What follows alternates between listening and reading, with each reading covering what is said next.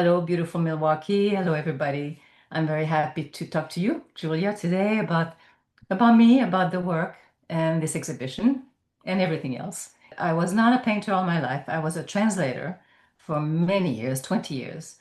And one night, my sister, who's a painter, called me up and she said, "Why don't you come to Montreal to take my live model art drawing classes?" I said, "Oh no, Sophie, I can't possibly do that." No, she insisted. Thank God, I would say where I am today. I'm full of gratitude because of that phone call on a September night. I went, and it was a 3 hour class, and for some reason I forgot to breathe. I literally walked out after 3 hours, and I thought I went there with all dressed up. I was all dirty at the end because I played with all kinds of mediums, and I thought, what happened? What happened there where was I that I forgot time? I forgot where I was.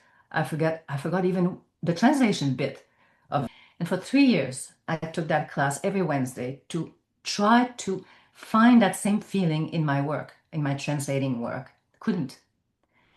And I thought, what is this? Where do I go that I feel so in the moment and so connected to something?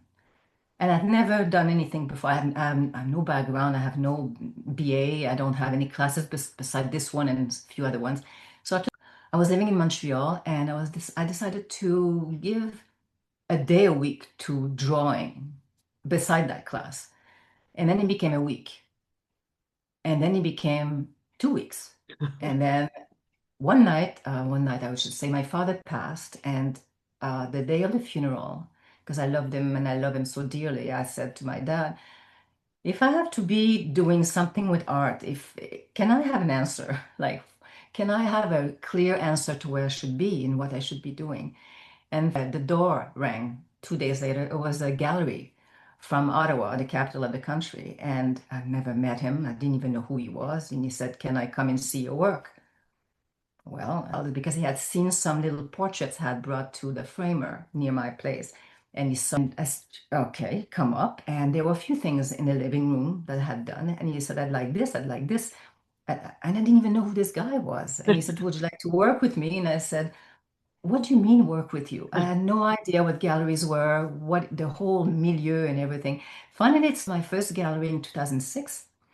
And he saw the work that he picked and then said, "I want more." I said, "Oh my God, I have translation to do." So eventually I gave up translating and I became a full-time painter. This is how I live, I think. I say, plunge, go, and analyze later. If you don't, you will never know. And thank goodness I did that, because that was the answer to my question during those 3 year classes. When I was painting, I realized this is where I am again. I am in this incredible zone. I love what I do. So this is a very interesting journey because I never thought in the whole world I would be a painter one day. I never thought that. Never. If you would have asked me when I was translating, well, okay, what are you? Who are you? What do you do? Well, I'm a translator. And then it's all gone. Well, one thing is left is the titles of my paintings. My love for words. So all the titles come from poetry books, 18th, 19th century poets. The words, I love words. So I couldn't just title the painting, and I'm fine, it's okay, people do it, you know, landscape one, landscape two, Yeah, but right. it's okay. But I wanted to bring my love for words into my new work, my new passion. And so all the titles come from poetry.